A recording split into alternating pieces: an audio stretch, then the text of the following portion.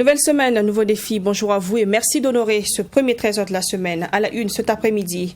Reprise ce matin du dialogue politique entre le gouvernement et l'opposition. Après une suspension de plusieurs mois, les deux parties se reparlent. Les questions liées à la sécurité et à la réconciliation nationale seront au cœur des échanges. Fin du deuxième congrès extraordinaire du MPP, Alassane Bala Sakandé a été désigné président du mouvement du peuple pour le progrès. Il remplace ainsi Simon Compaoré à la tête du parti depuis 3 ans. Le nouveau bureau installé est fort de 95 membres. Les détails dans ce trésor. Et puis, réforme foncière, la loi 057 a fait l'objet d'un échange entre le réseau des journalistes et communicateurs pour l'habitat et les promoteurs immobiliers. Une rencontre au cours de laquelle les promoteurs immobiliers ont dévoilé les insuffisances liées à la loi. Voilà pour vous le sommaire de ce trésor. Je suis ravie de vous retrouver. Le dialogue politique a repris ce matin. L'opposition est revenue sur la table des discussions après une suspension de 3 mois. Les conditions fixées par cette dernière pour la reprise du dialogue politique ayant été respectées par la majorité, les questions au cœur de l'actualité que sont la sécurité et la réconciliation nationale pourront être traitées. Les travaux vont s'étendre sur 2 jours à compter de ce matin. Un rappel, l'opposition réclamait la destitution des ministres de la Sécurité et de la Défense. Ces choses faites. Michael Toukré. Après la suspension du dialogue politique le 19 juin dernier, le chef des files de l'opposition politique et la majorité présidentielle renouent à nouveau le fil du dialogue. Dans une ambiance décontractée au palais de Kosiam, opposition et majorité vont parler situation sécuritaire. Selon Idi Kongwego, chef des files de l'opposition politique, un compromis a été trouvé avec la majorité sur les questions sécuritaires et de réconciliation nationale. Le ministre en charge de l'administration territoriale, Clément Sawadogo, s'est aussi félicité pour cette reprise du dialogue politique. Il y aura actuellement un point sur la situation nationale, les questions essentielles de l'heure, savoir la question sécuritaire, la question de la réconciliation nationale. Puis il y aura également les discussions sur la relecture à minimum du code électoral. Si elle a accepté de reprendre le chemin du dialogue, c'est qu'elle a trouvé des réponses et a donc réévalué sa première position, ce qui lui permet donc d'être à nouveau à l'aise pour prendre part aux discussions. Nous sommes venus pour discuter dans l'intérêt supérieur de la nation et vous aurez les résultats d'ici demain. Ne vous en faites pas. Après une suspension, nous avons demandé, les conditions que nous avons demandées ont été respectées. Le ministre de la Défense et celui de la Sécurité seront tous là ce matin. On en discute d'abord sur la sécurité et ensuite on reviendra sur la réconciliation nationale avant d'avancer sur les autres dossiers. Je vous remercie. Cette rencontre d'échange sur les préoccupations actuelles du Burkina Faso qui a ouvert ses travaux ce 27 septembre va durer 48 heures. À ce cadre d'échange, opposition et majorité politique vont discuter afin de trouver des solutions aux défis que traverse le Burkina Faso. Je voudrais, au nom de la majorité, en tout cas saluer cette volonté affichée de l'opposition de revenir à la table du dialogue. Nous avons des points essentiels pour continuer à construire notre pays et continuer à construire notre démocratie. Je pense que nous allons aboutir, à des bons résultats pour l'intérêt supérieur de la nation. L'opposition regarde les problèmes, nous regardons de la même façon, ils le regardent en tant que des Burkinabés de manière patriotique et nous sommes dans cette orientation aussi. Il n'y a pas de raison que nous ne trouvions pas un terrain d'entente. Les conclusions du dialogue politique sont attendues pour ce 28 septembre. Au cours des travaux, les deux partis, opposition et majorité, vont procéder aussi à la révision au minima du code électoral pour les élections municipales et régionales de mai 2022. Simon Compaoré cède sa place à Alassane Bala Sakandé à la tête du MPP. Le président sortant a passé le témoin à son successeur à la cérémonie de clôture du deuxième congrès extraordinaire du mouvement du peuple pour le progrès. À la tête du nouveau bureau politique national du parti, composé de 95 membres, Alassane Bala Sakandé se donne 2 priorités, travailler au rassemblement et à faire régner le pardon au sein du parti. À la demande du président Kaboré, Simon Compaoré a été fait président d'honneur du MPP à cette cérémonie tenue hier. Maxime Chenbamara. C'est dans un palais des sports en ébullition que le président sortant du MPP, Simon Compaoré, a passé les témoins à son successeur, Alassane Bala Sakandé. Le passage du témoin entre les deux hommes fut l'un des temps forts de cette cérémonie de clôture de ce deuxième congrès extraordinaire du MPP. Porté à la tête du bureau politique national du parti, composé d'environ 75 membres, Alassane Bala Sakandé dit assumer sa nouvelle responsabilité et mesurer l'immensité de la mission à lui confier. Il entend faire du pardon et du rassemblement son leitmotiv durant son mandat. Je ne serai pas le président d'un clan politique. Je ne serai pas le président d'un courant politique. Je ne serai pas le président d'un groupuscule politique. Je serai le président au service de l'unité du MPP. Je serai le président au service de la cohésion du MPP. Je serai le président au service de notre idéal commun. Pour cela, la mission que vous venez de me confier, je la placerai sous le signe du respect, de la considération et de l'inclusion. 3 valeurs qui fondent la vie en commun. C'est pourquoi j'exhorte chacun de nous à tourner le dos au passé qui pourrait nous diviser ou nous réconcilier davantage avec la culture de la fraternité pour mieux regarder dans la même direction. Simon Compaoré, président sortant, fait par ailleurs président d'honneur du parti, a pour sa part dressé le bilan de son mandat dont l'un des principaux acquis est la réélection du président Roch-Marc Christian Kaboré. Ce dernier dit être partagé entre joie et regret en ce moment solennel de passage de témoins au nouveau président. Sentant mes forces diminuer et dans l'optique de passer la main à des jeunes frères, je me retire. À eux maintenant, Bala, à vous maintenant de poursuivre la lutte en accompagnant comme il se doit le président du Faso. Je reste persuadé que vous vous en acquitterez avec brio et autorité, et ce, dans une ambiance de bonne camaraderie. Comment puis-je m'adresser à cette assistance à la crème de mon parti, de notre parti, sans laisser échapper ma pensée d'avenir? L'unité dans l'action. Le courage de ne pas laisser aux seules mains de la force la solution des conflits que la raison peut résoudre. Sachons nous contredire sans nous déchirer. À en croire Alassane Bala Sakandé, ce deuxième congrès consacre la fraternité renouvelée du parti. Poursuivre le renforcement du MPP dans un Burkina Faso réconcilié, résilient et prospère, c'est sous ce thème que s'est tenu les 24, 25 et 26 septembre ce deuxième congrès extraordinaire qualifié de congrès de la maturité. Réforme foncière, les promoteurs immobiliers crient à l'injustice et à l'acharnement face aux innovations qu'apporte le ministère en charge de l'habitat sur la loi 057 de 2008 portant promotion immobilière au Burkina Faso. À travers un café-débat organisé vendredi dernier par le réseau des journalistes et communicateurs pour l'habitat, l'urbanisme et l'assainissement, les promoteurs immobiliers ont exposé les dérives et les faces cachées de la nouvelle réforme. Leurs explications dans ce reportage signé Maxime Jean-Eudes Bambara. Il ne peut plus parceller et vendre, ce n'est pas possible. Après les explications du ministère de l'Urbanisme, de l'Habitat et de la Ville sur la réforme de la loi 057 portant promotion immobilière au Burkina Faso qui divise le ministère et les promoteurs immobiliers, c'est au tour de ces derniers de s'expliquer.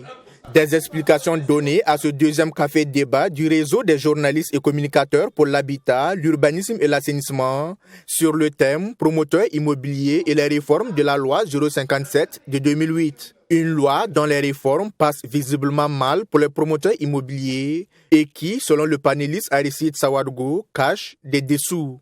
D'abord, si on prend la loi, il y a l'article 2 de la loi qui dénature l'activité de promotion immobilière. L'article 2 retire le foncier de la promotion immobilière. Alors que je vais demander à tout un chacun de juste cliquer sur Google, c'est quoi la promotion immobilière? Vous allez voir que la promotion immobilière, c'est cette activité-là qui consiste à aménager des terres, à viabiliser, à construire et aussi à mettre à la disposition des parcelles pour ceux qui veulent construire. C'est ça l'activité de promotion immobilière. Maintenant, retirer le foncier, c'est transformer cette activité en BTP. Et le BTP, ça existe déjà, on ne réinvente pas la roue. Donc déjà, nous ne sommes pas d'accord avec et nous trouvons que ce n'est pas juste. Et deuxièmement,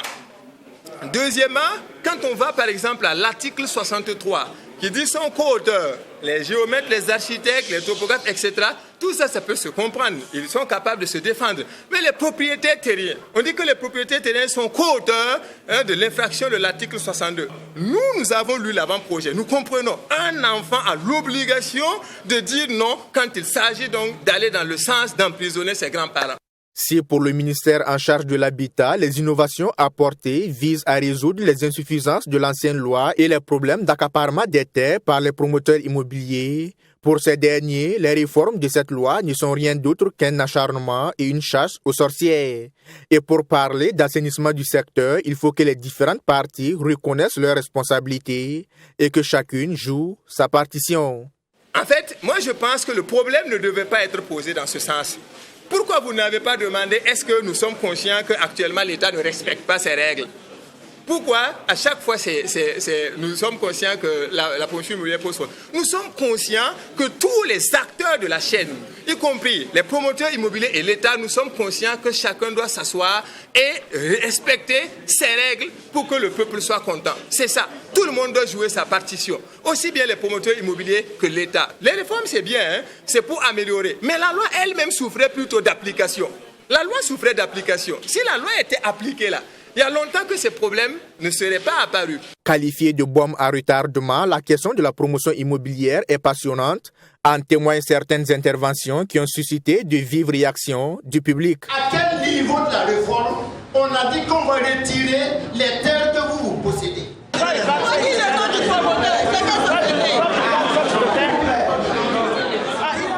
Pour une sortie de crise, le panéliste, par ailleurs membre de l'Union nationale des promoteurs immobiliers, propose qu'on encadre les promoteurs pour qu'ils créent la chambre de promoteurs immobiliers. Et cette chambre-là va veiller à ce que les règles à l'intérieur soient respectées. Parce que ça y va de leur crédibilité. Et nous voulons aussi qu'on nous permette de travailler, qu'on permette aux propriétaires terriens qui nous ont cédé leurs terres d'avoir leur compensation. Parce que c'est leur droit, qui leur est garanti donc par la loi 034 portant l'organisation agraire et foncière. Donc nous voulons qu'on nous permette de travailler, que ces propriétaires terriens aient donc ce qui leur revient. Que les particuliers qui avaient les terres et qui ont fait partie du projet aient ce qui leur revient. Ce deuxième café débat du réseau des journalistes et communicateurs pour l'habitat, l'urbanisme et l'assainissement aura été chaud et riche en interventions, tout comme le premier tenu le 27 août dernier.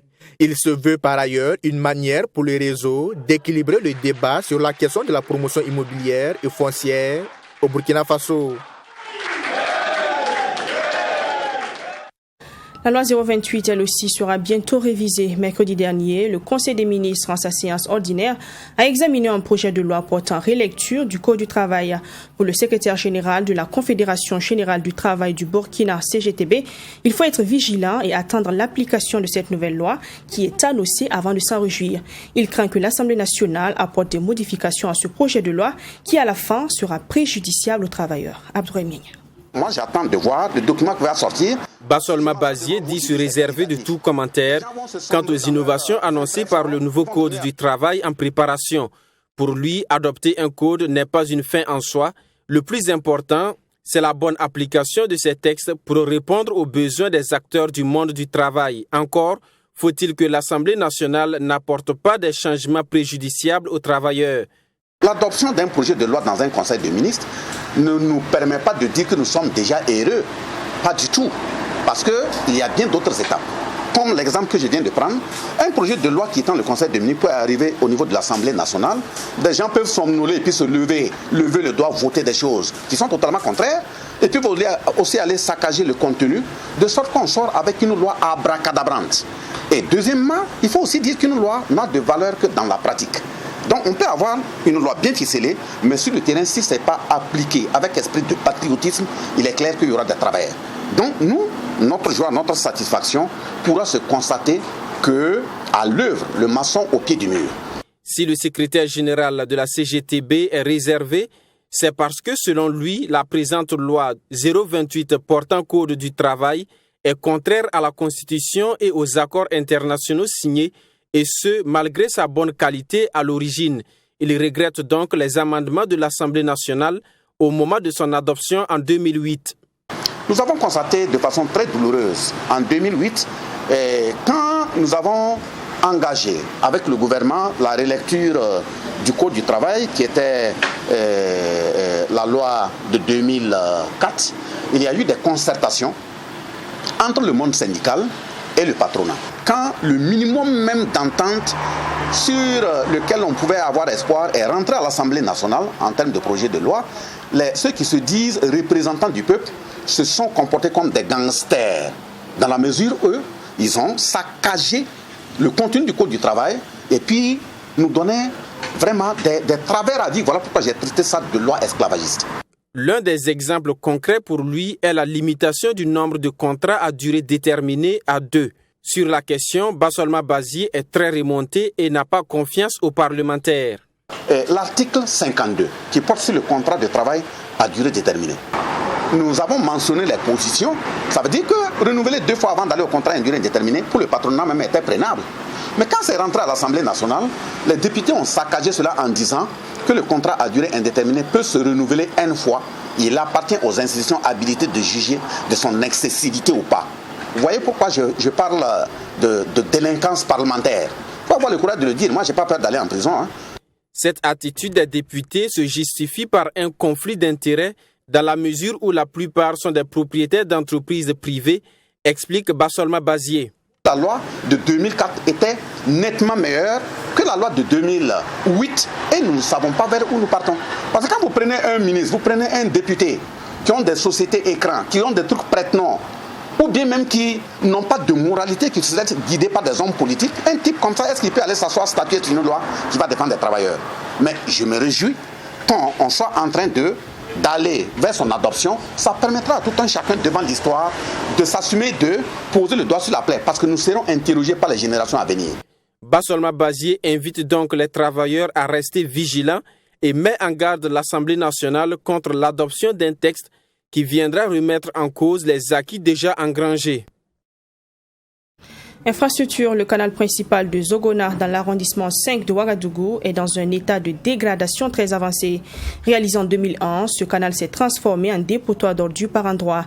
Des dalles arrachées par la furie des eaux pluviales freinent l'écoulement des eaux. Pire, il héberge aujourd'hui des crocodiles. Ces crocodiles constituent un danger selon les riverains. Ils demandent donc l'aide des autorités municipales et celles de l'environnement. Salam Dabal, Isidore Yada avec la voix de Michael Tougré. Des crocodiles dans le canal principal de Zogona. Tout le long de cet ouvrage, ces reptiles ont élu domicile et rivalisent avec les riverains sur la propriété des lieux. Les retenues d'eau au sein du canal leur servent de refuge et les dalles de lieu de repos. Un nouveau biotope qui constitue un danger, nous ont confié des riverains. Vraiment, les caïmans nous attaquent. Et plusieurs fois, ils ont attaqué les animaux. Couper les pieds même. Ça a attaqué un enfant jusqu'à blesser le pied. On l'a amené à l'hôpital, voilà. Ça c'était bon, ça vaut pas bon. Ça vaut 6 mois ou 8 mois comme ça. Oui, il y a des crocodiles là-bas. Même avant-hier, j'ai vu un. Voilà, et j'ai s'amusé avec monsieur Lavé. J'ai dit, si peut venir, on va attraper les crocodiles là. Voilà, donc bon. En tout cas, ils sont là-bas beaucoup. Bon, une fois j'ai entendu qu'un enfant qui l'a attrapé, jeté. Et c'était la sens.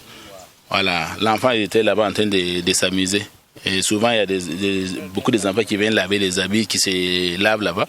La présence des crocodiles le long de ce canal est la résultante de la détérioration de l'ouvrage selon les habitudes des lieux.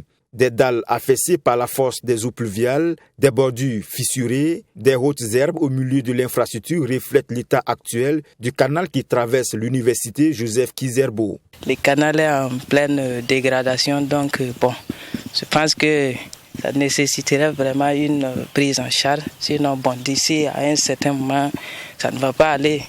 Voilà, les bordures là, regardez tout juste à côté, tout est parti. Les dalles même se cassent et ça tombe à l'intérieur du canal. Bon, les gens passent aussi déverser les déchets. Une infrastructure de drainage d'eau de pluie transformée en poubelle à ciel ouvert. Un phénomène décrié par les usagers du canal qui pointent du doigt des individus qui viennent déverser des ordures solides sous leur regard impuissant. Le canal, il y a beaucoup de gens qui jettent les ordures n'importe quoi. Ça même, c'est pas normal. C'est comme je dis ce matin, j'ai saché des gens même. Et j'ai saisi ici, ça m'a jeté les ordures, je vais payer la mairie. Les ordures, c'est pas les voisins qui sont à côté des canals là. C'est des gens qui quittent ailleurs. Ils viennent à minuit, les heures tardives. Ils jettent et puis repartent. C'est le matin, nous, on voit que c'est...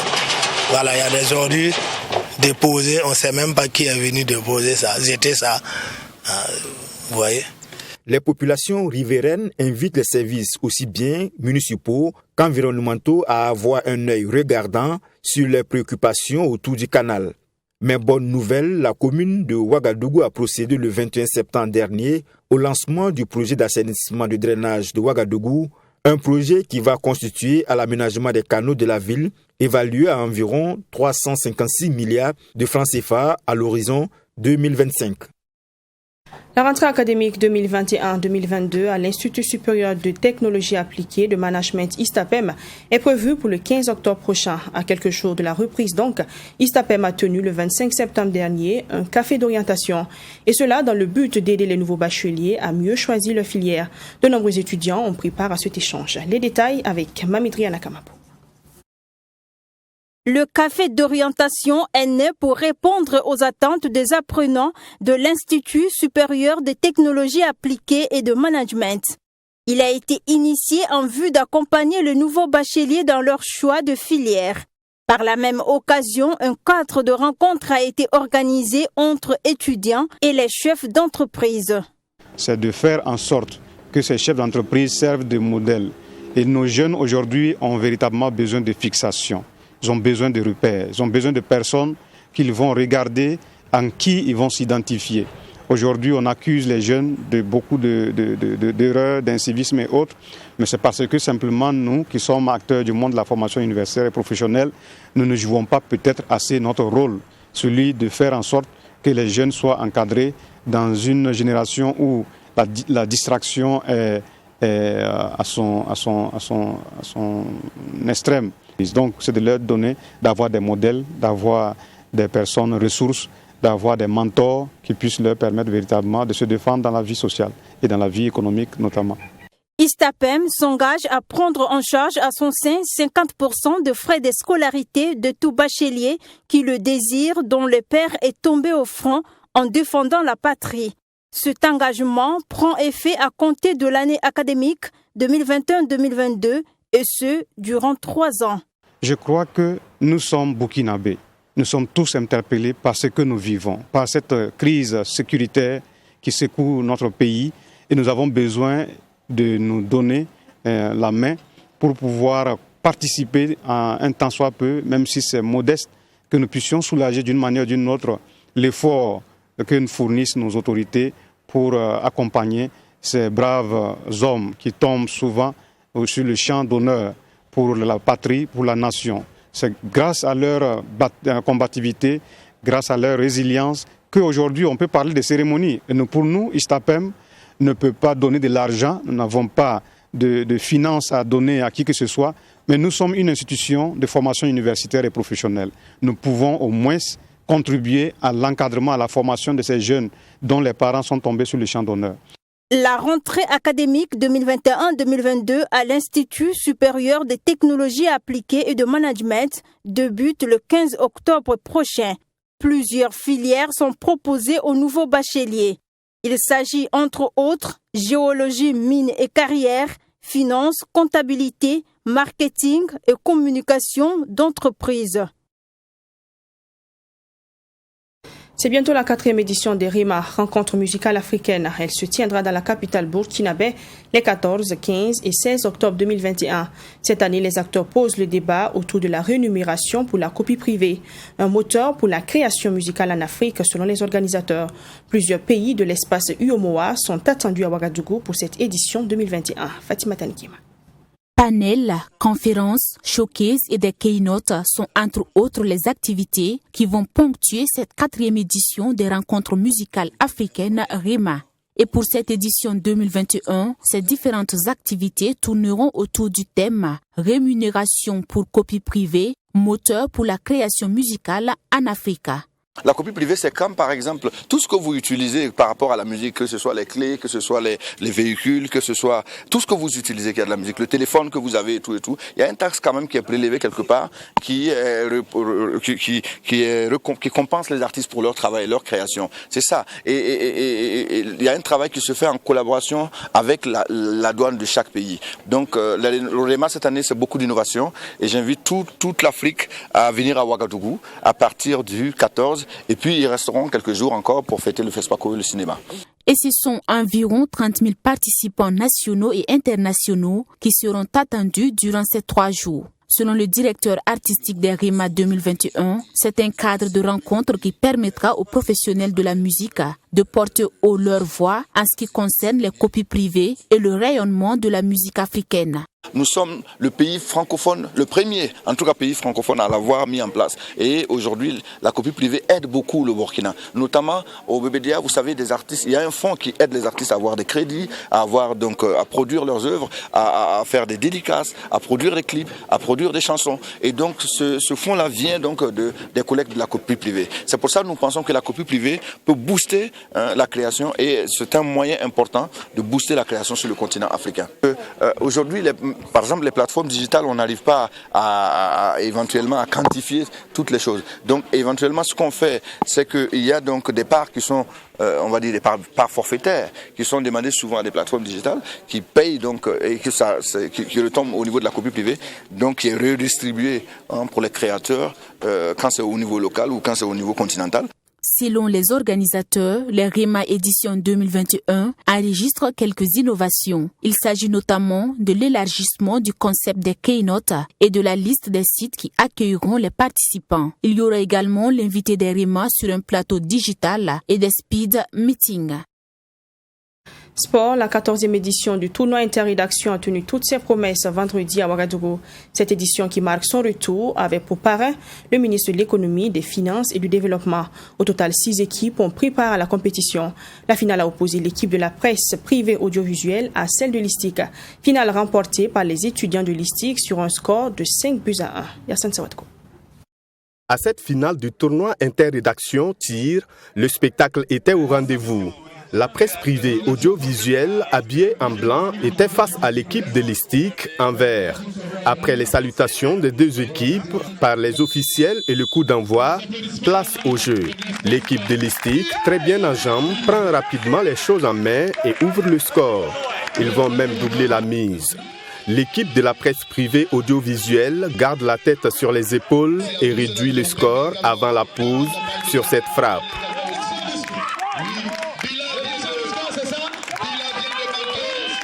À la reprise, les étudiants de l'ISTIC accentuent leur domination en inscrivant 3 autres buts. Score final, 5-1 pour l'équipe de l'ISTIC, championne de l'édition 2021. Avant cette compétition, on a eu à participer à la compétition d'Abo Boukaré, dont on a été champion. Et on a gardé la même équipe, la même formule. Comme on le dit, on ne change pas une équipe qui gagne. Et on est franchement heureux d'avoir remporté ce tournoi. Ça n'a pas été facile pour nous, mais franchement dit avec beaucoup de travail, on a réussi et on est tous contents.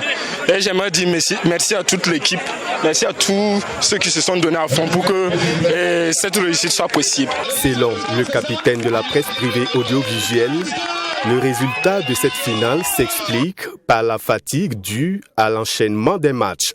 Il n'y a rien à dire, c'est la fatigue. Nous, on a enchaîné les matchs. Eux, au moment où nous on jouait notre demi-finale, eux, ils se reposaient. Non seulement ils sont plus jeunes que nous, nous, on a joué notre demi-finale, eux, ils se reposaient et automatiquement, on a enchaîné. Donc, c'est la fatigue, il n'y a rien à dire. Ils sont plus vifs que nous. Après, il faut bien fouiller si tous ils ont des cartes d'étudiants parce que j'ai vu des coiffures de footballeurs.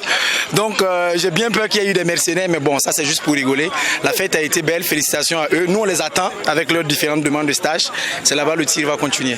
Le parrain de cette édition, qui n'est autre que le ministre de l'économie, des finances et du développement, s'est réjoui de la bonne tenue de cette 14e édition. Il s'est dit prêt à toujours accompagner le monde de la presse. Quand les promoteurs sont revenus vers moi pour dire qu'ils allaient le faire, j'ai douté un peu. Je dois vous le dire parce que quand même ça fait des années, ça ne s'est pas fait, j'avais l'inquiétude. Mais connaissant les intéressés, connaissant leur détermination, j'étais persuadé que la fête allait être belle. Et je pense que ce que nous avons vu aujourd'hui, ce soir en tout cas, a prouvé qu'ils avaient raison. Et c'est bien, effectivement, que nous puissions désormais inscrire nos actions dans la continuité de cette manifestation, en l'améliorant, bien sûr, et en faisant en sorte qu'elle puisse, effectivement, cette manifestation puisse rassembler le maximum possible des hommes de médias pour que, en tout cas, la cohésion et la fraternité, je dirais même la confraternité, puissent exister. Et c'est un promoteur jovial qui dit avoir été séduit par le niveau d'ensemble du jeu.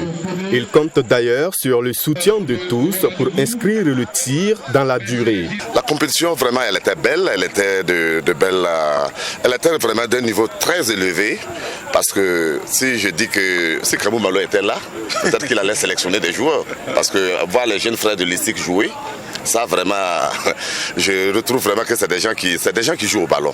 Ça faisait 4 ans qu'on n'avait pas joué le tir, mais ce soir, je suis content parce que je me rends compte qu'on ne s'est pas trompé à vouloir relancer le tir. Parce que si vous avez vu la mobilisation de ce soir, et on a eu le soutien de tous les patrons de presse, ça nous réjouit. Ça veut dire qu'on en avait besoin. Ce sont au total 6 équipes, à savoir la RTB, Sidoya, la presse bobolaise, la presse privée audiovisuelle, la presse en ligne et l'ISTIC qui ont pris part à cette 14e édition. L'équipe de la presse privée, finaliste malheureuse, repart avec un jeu de maillot, un ballon et la somme de 100 000 francs CFA. Quant à l'ISTIC, équipe championne du tir 2021, elle s'en sort avec un jeu de maillot, un ballon, 200 000 francs CFA et les trophées. C'est la fin de ce trésor préparé par toute la rédaction de Truy TV. Merci à vous de l'avoir suivi. Excellente et fructueuse semaine à vous. À demain, 13h.